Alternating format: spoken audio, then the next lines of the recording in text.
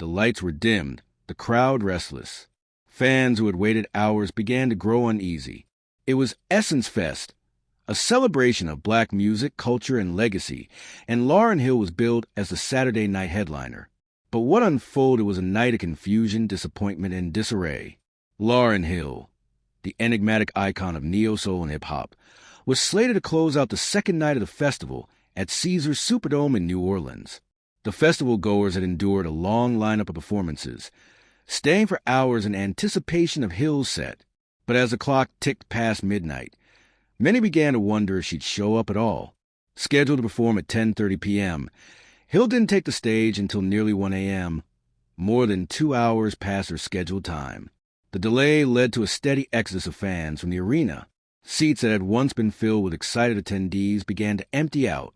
Some blamed poor communication. Others blamed the artist herself.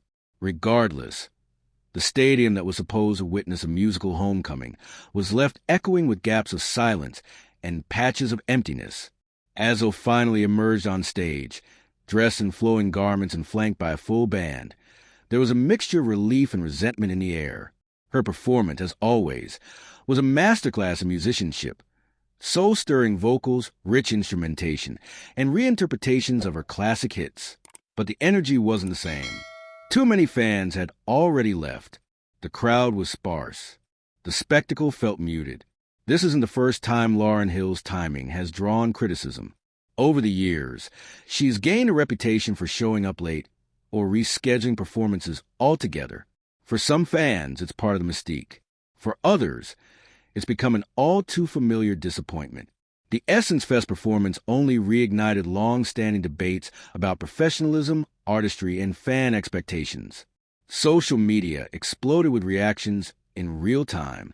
Attendees tweeted videos of the empty seats, shared time-stamped updates, and vented frustration over missed Ubers, fatigue, and wasted hours. Others expressed sorrow, saying they'd waited years to see Hill live, only to be let down by a performance that felt rushed and disconnected. Festival organizers tried to contain the backlash, but the damage was done. Essence Fest is no stranger to star power. Over the years, it's hosted Beyoncé, Janet Jackson, and Mary J. Blige. And while it celebrates nostalgia, it also demands reliability. Fans invest time, money, and travel to attend. The expectation isn't perfection, it's respect. Some question the scheduling decisions. Why was Hill set to perform so late, especially following a stacked evening of acts? Was this a case of poor planning, or was the lateness avoidable? Others speculated that the delays were linked to production issues or disagreements behind the scenes, though nothing official was confirmed. Despite the chaos, Hill delivered a solid, albeit brief, performance. She ran through selections from A Miseducation of Lauryn Hill and her Fugees era catalog, reminding everyone of why her voice remained singular in the industry. Yet, even the magic of her artistry couldn't erase the frustration that hung over the night like a shadow. Fans are torn. Some remain fiercely loyal, willing to forgive her eccentricities and defend her as a misunderstood genius who operates on her own spiritual and artistic timeline. Others argue that even the most visionary artist owes their audience punctuality and clarity, especially at a mainstream, high-profile festival like Essence. In the aftermath, discussion has turned inward about how festivals manage time slots, the balance between legacy and logistics, and whether Hill's recurring lateness should continue to be tolerated or called out.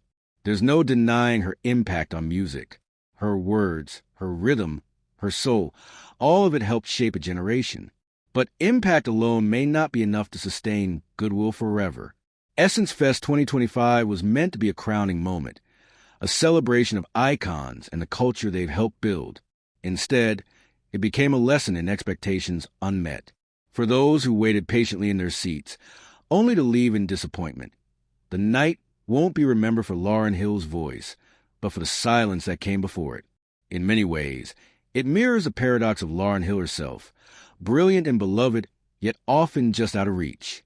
A voice that can fill stadiums, yet one that fans rarely get to experience on time.